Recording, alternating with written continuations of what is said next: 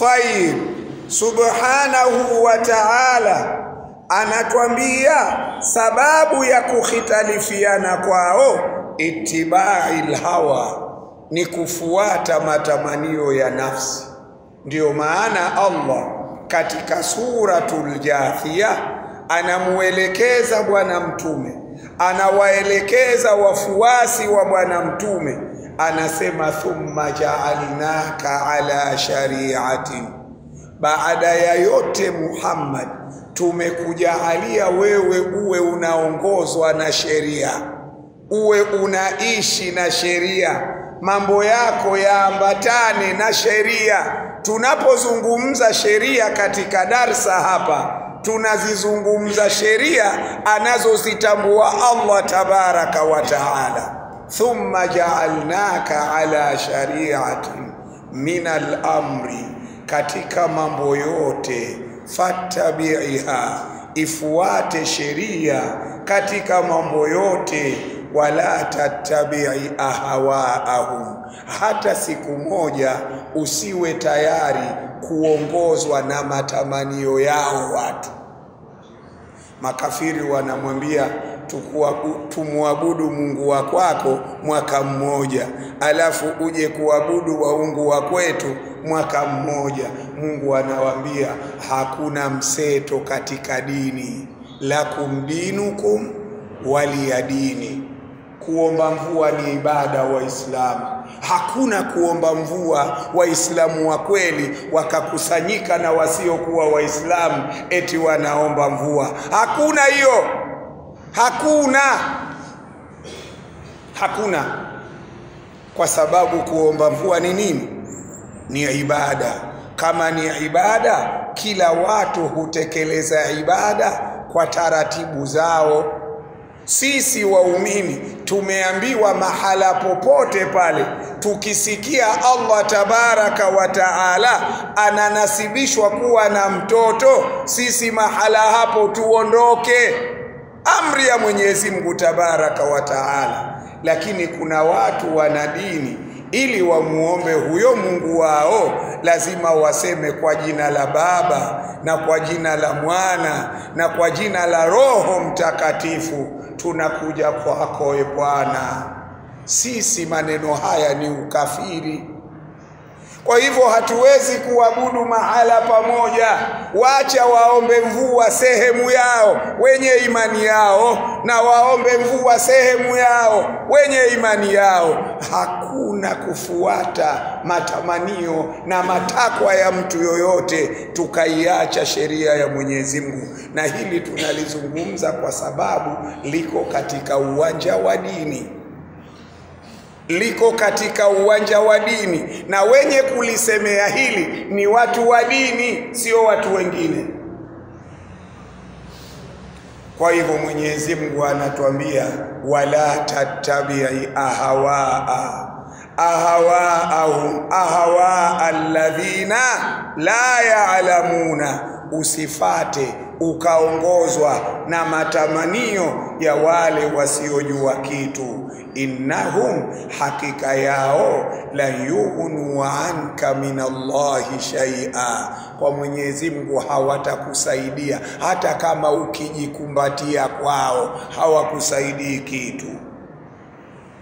Katika suala hili, walitakum minkum ummatun yad'una ila alkhairi, Mwenyezi Mungu tabaraka wa taala katika surati Tauba au wanawazuoni wameiunganisha aya hii na aya iliyomo katika surati Tauba. Aya inasemaje? Wama kana almu'minuna, haiwastahiki waumini. Wama kana almu'minuna, haiwafali waumini liyamfiru kafa, kwamba waondoke wote kuelekea vitani. Hapana, waumini hawatakiwi kuwa hivyo. Liyamfiru kafa, kwamba waondoke wote waumini. Ukiulizwa wanakwenda wapi? Wanakwenda katika jihadi. hapana. Falaula nafara min kulli firqatin minhum taifatun liyatafaqahu fi dini. Allah anaelekeza lazima libakie kundi hapa nyumbani, kundi hili liwe linafanya kazi ya kusoma, kundi moja liwe limekwenda vitani, libakie kundi hapa na Bwana Mtume, liwe kundi hilo linasoma, ili waliundhiru qaumahum, hawa wanaobaki kusoma waje kuwa walimu wa kuwasomesha watu wao, idha rajau ilaihim, wale askari watakaporudi nchini waje kusomeshwa na wale waliokuwa hawakwenda vitani. Haya ni maelekezo yake mwenyewe subhanahu wa ta'ala. Faida yake nini? La'allahum yahdharun, ili wale askari wakati wanaposimama katika nafasi zao watasimama wakiwa na hadhar, kwa sababu wanaishi na sheria za Allah. Umefahamu? Umeelewa vizuri? Mwenyezi Mungu Tabaraka wa Taala ndiye anayetoa maelekezo, wajibu wa kusoma, wajibu wa kukumbushana. Katika hiyo At-Tauba anasema wama kana, manafia, wama kana, haikuwa, kwa maana haitakiwi, almu'minuna, kwa waumini, liyamfiru kafatan, kuondoka wote kuelekea vitani. Isiwe hivyo kwa waumini. Falaula nafara min kulli firqatin minhum taifatun, kwa nini lisipatikane kundi katika kila kundi linalokwenda vitani, kibakie kikundi hapa nyumbani? Hichi kikundi kifanye kazi gani? Liyatafaqahu fi dini, kikundi hichi kiwe kinasoma. Wale wanajeshi, wale askari ambao wamekwenda huko, chukulia hata waliokwenda kusoma udaktari, hata waliokwenda kusoma uinjinia, hata waliokwenda kusoma urubani, wasiondoke watu wote kwenda kusoma urubani. Hapa nyumbani wabakie watu watakaosoma masomo ya dini. Kwa nini? Mwenyezi Mungu unatuelekeza hivi, ndiyo waliundhiru qaumahu, ili hawa waliosoma dini waje kuwahofisha, waje kuwasomesha ndugu zao wale waliokwenda kusoma tabia za kiulaya, idha rajau ilaihim, wakirejea hapa Zanzibar wawakute mashekhe, wawambie Uislamu unataka 1, 2, 3. Ukiwa askari iwe 1, 2, 3. Ukiwa hivi uwe 1, 2, 3. Ndio maelezo ya Allah. Sawa ili wale wanaobaki waliundhiru qaumahum, wawahofishe watu wao, idha rajau ilaihim, watakaporudi wale waliokwenda vitani, la'allahum yahdharun, ili hawa wanaokuja kusomeshwa na wao waishi kwa tahadhar. Bila ya kusoma na kuijua dini ya Allah na kuzijua sheria za Allah, utaishi vipi na tahadhari ya kuiogopa haramu?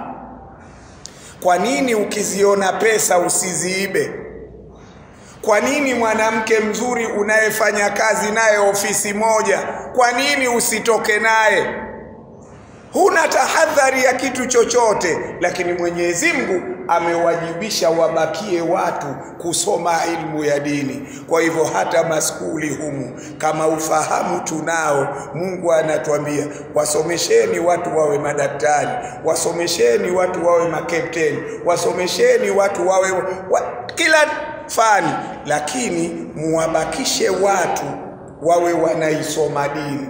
Hawa kazi yao kuja kuwasomesha hao makapteni, kuja kuwasomesha hao marubani, kuja kuwasomesha hao maaskari, ili katika kazi zao la'allahum yahdharun, ili wao katika kazi zao wawe wanazifanya kazi kwa kutahadhari, kwa kuhofu Mwenyezi Mungu. Mimi askari kweli, lakini nimetakiwa Mwenyezi Mungu ananiamrishaje katika kazi hii? Mimi mkurugenzi kweli, mimi mwalimu kweli, mimi sheha kweli. La'allahum yahdharun.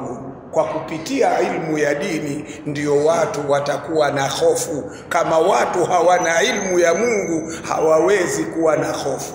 Tutaulizana tu, mboni kuna mmomonyoko wa maadili? Na kwa nini usiwepo mmomonyoko wa maadili? Na tunasema kila siku watu wanaingia katika sehemu mbalimbali wakiwa hawana dini. Nadhani imefahamika hiyo aya Tayyib.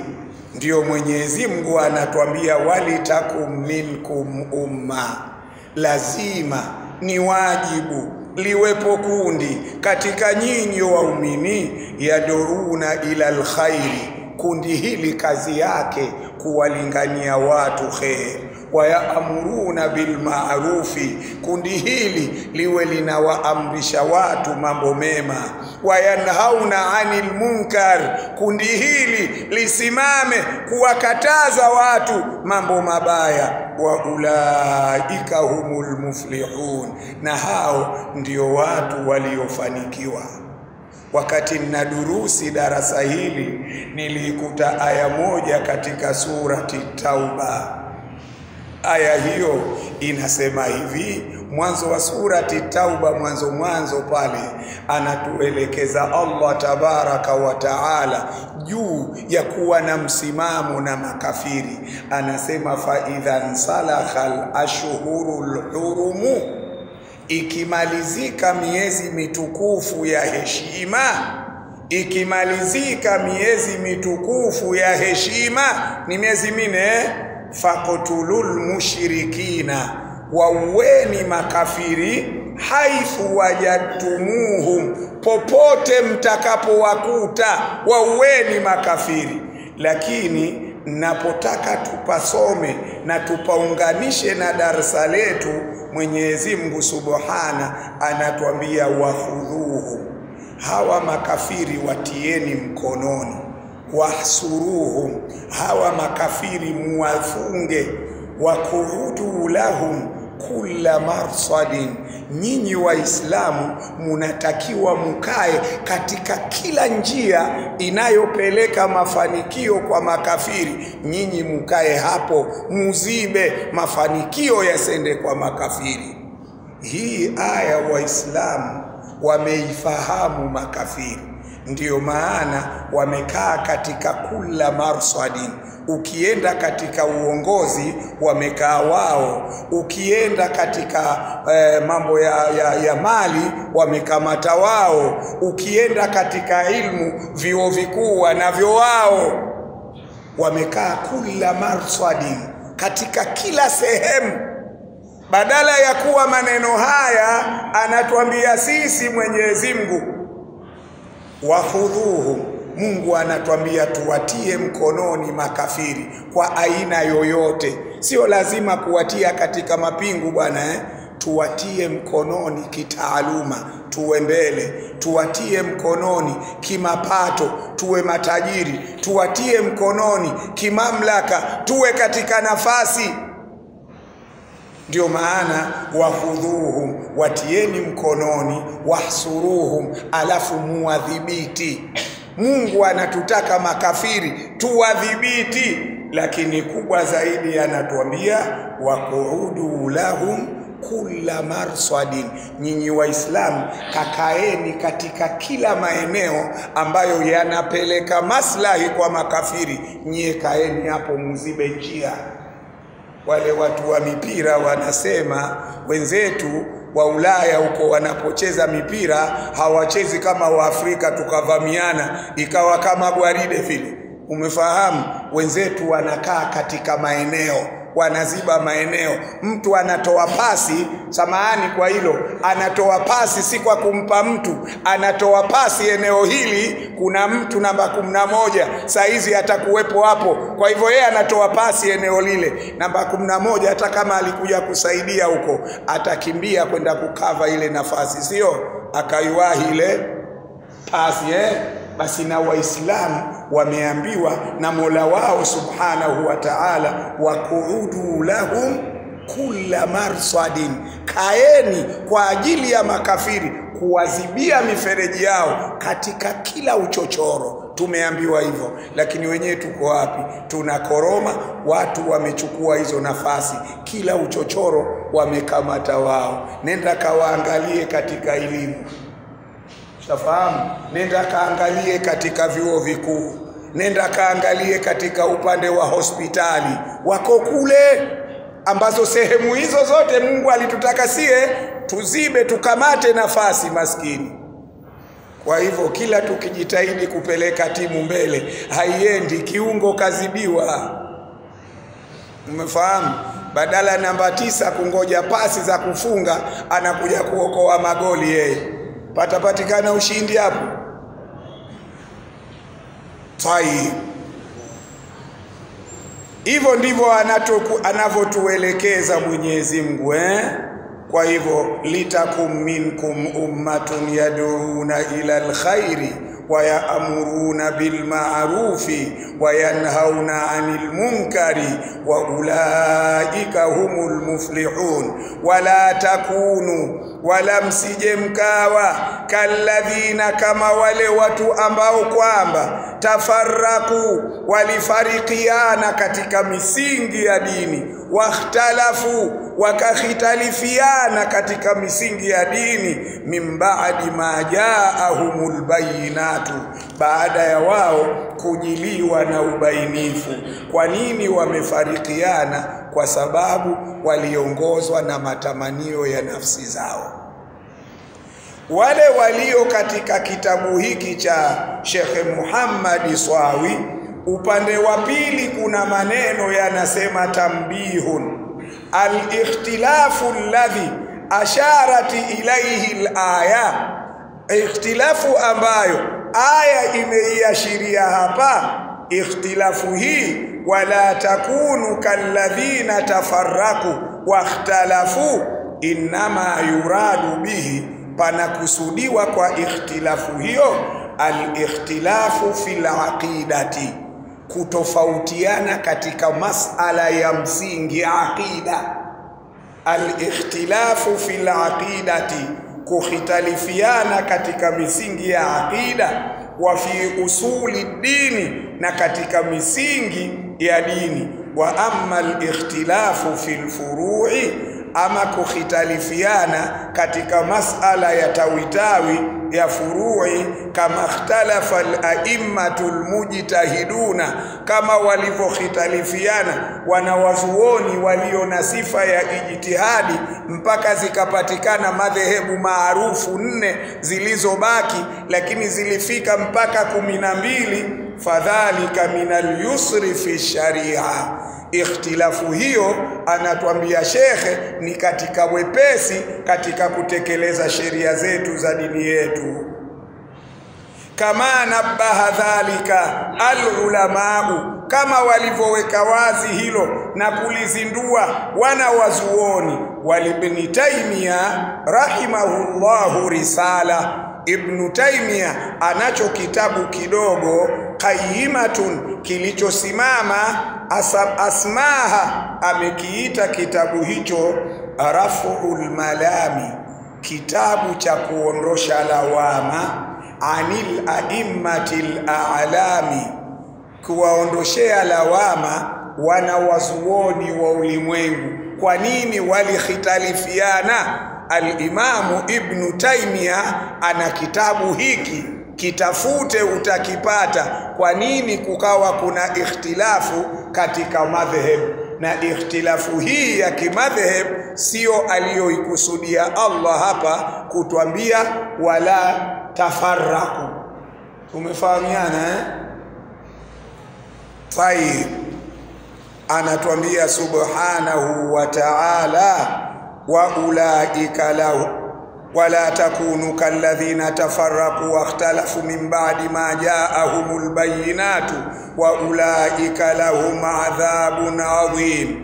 Ay lahum bisababil ikhtilafi, wamethibitikiwa kwa sababu ya kule kukhitalifiana katika misingi ya dini, adhabun shadidun yaumal qiyama, siku ambayo yauma tabyaddu wujuhun, Allah anasema siku hii kuna nyuso zitakuwa na nuru, wataswaddu wujuhun, na kuna nyuso zitakuwa zinakiza sana. Ay yaumal qiyamati tabyaddu wujuhul mu'minina, zitakuwa na nuru nyuso za waumini. Kwa sababu gani? Bil imani wa taa, kwa sababu ya imani na taa ya Mwenyezi Mungu. Na mtume anasema yudauna ummati yaumal qiyama, wataitwa umma wangu siku ya kiyama ghurran muhajjalina, kwa sababu watakuwa wanang'ara sehemu ya usoni na sehemu ya katika mikono yao, min athari alwudhui, kutokana na athari za udhu. Kwa hivyo ndio yule bwana wa babu yule akatwambia, anapotia udhu mtu ni sunna kupandisha maji katika nini, paji lake la uso huku juu, kwa sababu siku ya kiyama mule alimofika maji ya udhu mtakuwa mnang'ara nuru. Na humu katika mikono ni sunna kupandisha maji mpaka huku juu, siku ya kiyama mtakuwa mnang'ara. Alafu na mapambo siku ya kiyama yatamalizia mule mulimokuwa munafika maji ya udhu. Tunafahamiana Tayeb. Kwa hivyo nyuso za waumini zitakuwa ziko katika nuru kwa sababu ya imani na kwa sababu ya taa ya Mola wao. Amma alladhina, ndio fa amma alladhina suwaddat wujuhuhum, ama wale ambao nyuso zao zitakuwa nyeusi, kafaru, hao kafartu fa amma alladhina suwaddat wujuhuhum akafartum, nyinyi mlikufuru baada imanikum, baada ya kuwa mulishaamini mtume Muhammad ni mtume wa haki, mulishaamini Qur'ani ni kitabu cha haki, lakini mkabaki na zile itikadi zenu mulizodhirithi kutoka kwa baba zenu ambao ni washirikina mpaka mkafika kufa, lakini mulikubali Qur'ani si maneno ya kibinadamu.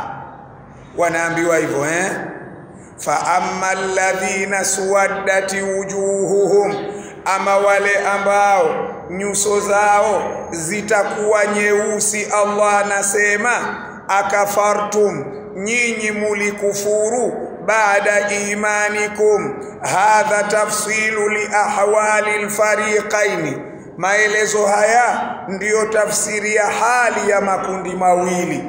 Baada al-ijmal, baada ya kuyaleta kwa ujumla.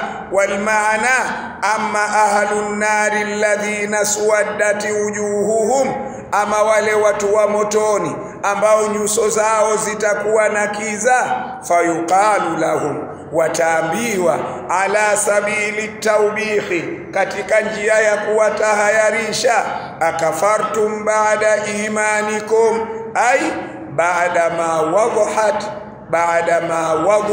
lakumul ayatu wadalailu, mulikufuru baada ya kuwa aya ziko wazi, dalili ziko wazi, nyie mkaamua kukufuru. Ndio Mwenyezi Mungu katika surati Abasa akatwambia wa wujuhu yawmaidhin alaiha ghabara, na nyuso za makafiri siku hiyo juu lake zitakuwa zimefunikwa na mavumbi, tarhaquha qatara. Alafu akasema ulaika humul kafaratul fajara, anasema hivyo. Baada ya kuwa nyuso zao nyeusi, Allah atawaambia fadhuqul adhaba, onjeni adhabu ya moto wa jahannam, bima kuntum takfurun, moto huu unawafika kwa sababu ya kule kukufuru kwenu muliko kufuru katika dunia. Aidhuqul adhaba shadida bisababi kufurikum, onjeni adhabu kali kwa sababu ya ukafiri wenu. Wa amma alladhina biyadhati wujuhuhum, ama wale ambao nyuso zao zitakuwa na nuru. Aywa amma suadaul abraru, ama wale wema wacha Mungu. Alladhina biyadhati wujuhuhum, ambao nyuso zao zina nuru. Watu ambao nyuso zao zina nuru, bi'amalihimus salihati, kwa matendo yao mema. Allah anasema hawa fa fi rahmatillah, wao watakuwa ndani ya rehma za Allah tabaraka wa taala. Fa fi rahmatillah, watakuwa ndani ya rehma za Allah. Hum fiha khalidun, wao katika rehma hizo ni milele. Ay fahum fil jannati mukhalladun la yakhrujuna minha abada, hawatatoka milele. Subhanahu wa ta'ala anasema katika aya inaowazungumzia waumini, wujuhun yawma idhin nadhira ila rabbiha nadhira, nyuso siku hiyo zitakuwa zinang'ara, zinamwemwetuka, zinafanya hivyo kwa ajili ya kuiangalia dhati ya Mola wao Allah tabaraka wa taala siku ya kiyama. Kwa msimamo wa ahlus sunna wal jamaa, Mwenyezi Mungu atajidhihirisha kwetu, tutamuona, atatupa uwezo wa kumuona Allah, na insha Allah na sisi tutakuwemo katika watakaopata neema ya kuiona dhati ya Allah subhanahu wa ta'ala. Atatuonyesha Allah Tayeb. Aya zinaendelea, subhana anatuambia tilka ayatullah, hizi tunazozisoma ni aya za Allah. Tilka ayatullah, tilka kwa maana hadhihi, tilka ayatullah, hizi tunazozisoma ni aya za Mwenyezi Mungu. Natiluha alaika, tunakusomea wewe mwanadarsa mustamii, msomaji, tunakusomea aya hizi bilhaqi, aya zilizoambatana na ukweli. Aya zimebeba ukweli mtupu, aya zimebeba haki tupu. Aya hizi inazokisema ndio uhalisia. Tilka ayatullah, hizi ni aya za Mwenyezi Mungu subhanahu wa ta'ala. Natiluha alaika bilhaqi, tunakusomea wewe kwa haki kabisa. Ai hadhihi ayatullahi natiluha alaika ya Muhammad hala kauniha, hali ya kuwa aya hizi multabisatan bilhaqi, zimevaana, zimeshikamana na ukweli. Kinachosemwa ndani ya Qur'ani, ndugu yangu, usiwe na wasiwasi nacho, ndio ukweli. Ukiambiwa kuna watu watafufuka nyuso zao nyeusi, huo ndio ukweli. Ukiambiwa kuna watu watapata neema ya kumuona Allah, huo ndio ukweli. Ukiambiwa kuna watu siku ya kiyama hawataweza kutembea, watakuwa wanapiga magema kwa sababu walikula riba, huo ndio haki. Wala usifikirie hayo ni maneno ya propaganda, maneno yaliyokuwa hayana mashiko. Haya ni maneno ya Allah, wa Islam ni maneno ya kweli.